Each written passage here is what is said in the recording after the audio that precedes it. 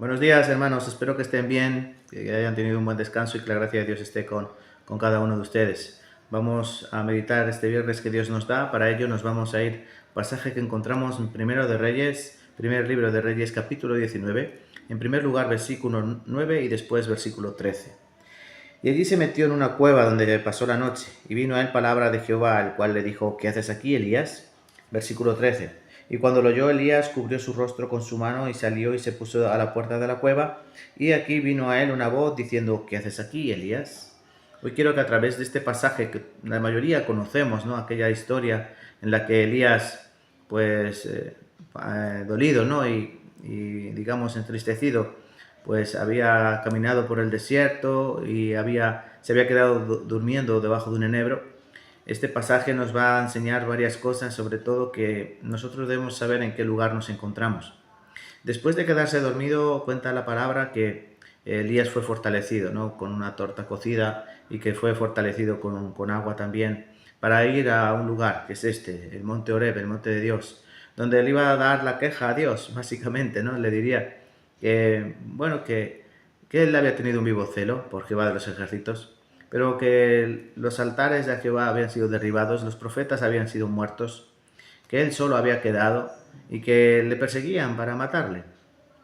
Entonces Jehová, pues, en aquel lugar va a tratar, en primer lugar, con sus miedos, y en segundo lugar restaurará su corazón.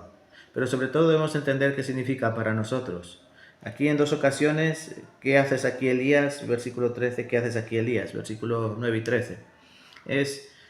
Elías, este no es tu lugar. Elías, tú no tendrías que estar aquí. Elías, tú tendrías que estar en Samaria, y tú tendrías que estar confrontando, y tú tendrías que estar llevando la palabra de Dios a los lugares donde yo te envíe.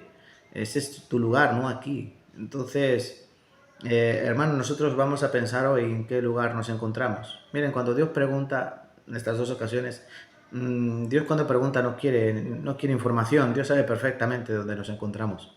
Sin embargo, Dios quiere hacernos un favor, y Dios quiere darnos a conocer a nosotros mismos en qué condiciones nos encontramos, y también quiere hacernos entender que si estamos en el camino correcto o sin embargo tenemos que dar un giro de 180 grados. Aquí en esta ocasión Elías había entendido perfectamente. Sí, estaba allí en el monte de Dios, en el monte Oreb, donde Dios habla, pero Dios habla en todas partes. Y a él le había enviado a hacer una tarea de predicación. A nosotros Dios también nos ha enviado a diferentes lugares a hacer una tarea, una labor de ser portadores de su santa y bendita palabra. Ahora nosotros, después del retiro de verano, seguimos en nuestros lugares, en nuestras iglesias, pero tal vez en esos lugares no estamos en el lugar en el que Dios nos ha puesto. Dios nos pregunta en ocasiones: ¿qué haces aquí?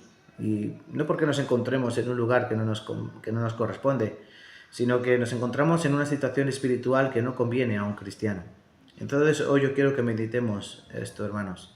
Nos encontramos en el lugar espiritual, nos encontramos en el lugar que Dios quiere en el que estemos para llevar a cabo su obra, o aunque estemos en nuestra iglesia, o aunque estemos en nuestras ciudades donde vivimos, sin embargo no estamos espiritualmente ubicados como Dios quiere que estemos.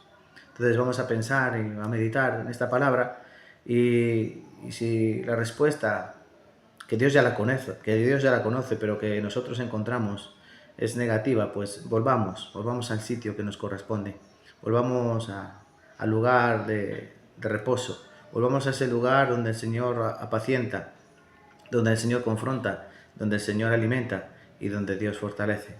Entonces les animo a que meditemos en este pasaje y que meditemos en la situación en la que encontramos, y que pensemos verdaderamente qué hacemos aquí. Bueno, hermanos, cuídense mucho y nos veremos la semana que viene, si Dios quiere. Hasta pronto.